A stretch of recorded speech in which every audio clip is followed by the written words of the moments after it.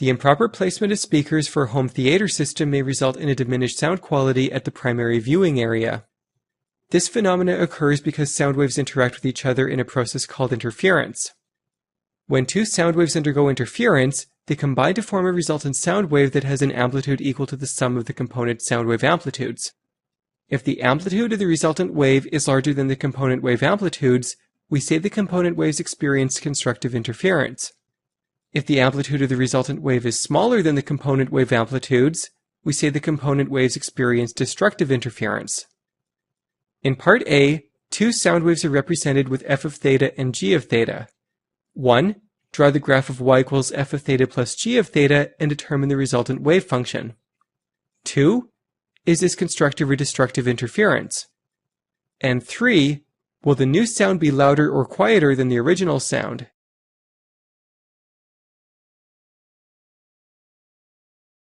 Bring up the graphs.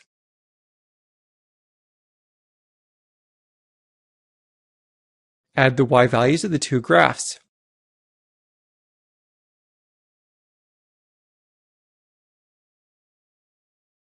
Draw the new graph.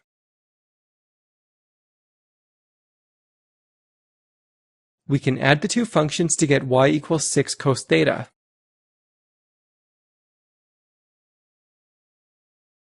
The waves experience constructive interference, and the new sound will be louder than either original sound.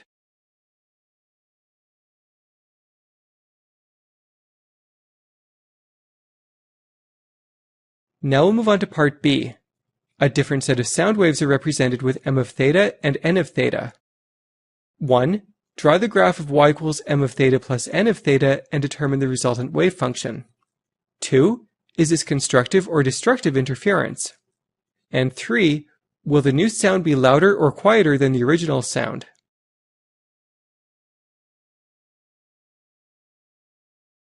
Bring up the graphs.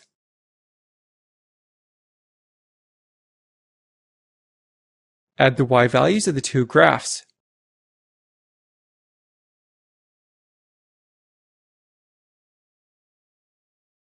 Draw the new graph.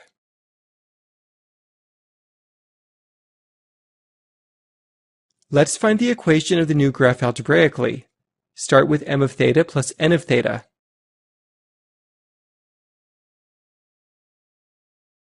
M of theta equals 2 cos theta, and n of theta equals 2 cos of theta minus pi.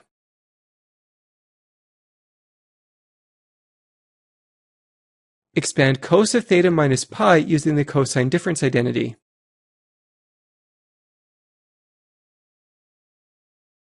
Distribute 2 through the brackets.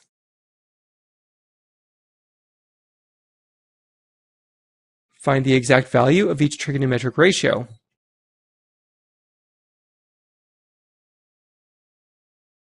Simplify.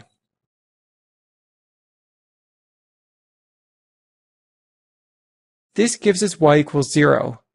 This is the equation of the red graph.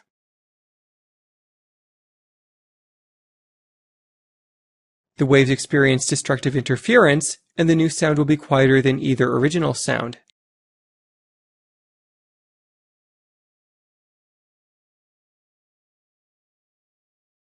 Now we'll move on to part C. Two sound waves experience total destructive interference if the sum of their wave functions is 0. Given p of theta equals sine of 3 theta minus 3 pi over 4, and q of theta equals sine of 3 theta minus 7 pi over 4, show that these waves experience total destructive interference.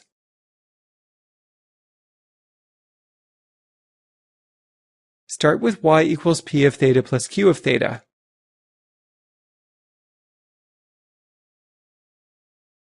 P of theta equals sine of 3 theta minus 3 pi over 4, and q of theta equals sine of 3 theta minus 7 pi over 4.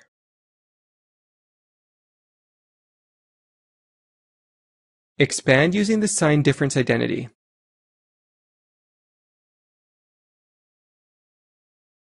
Find the exact value of each trigonometric ratio.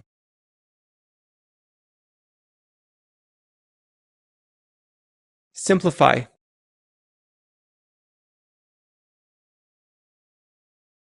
All of the terms subtract out, leaving y equals 0.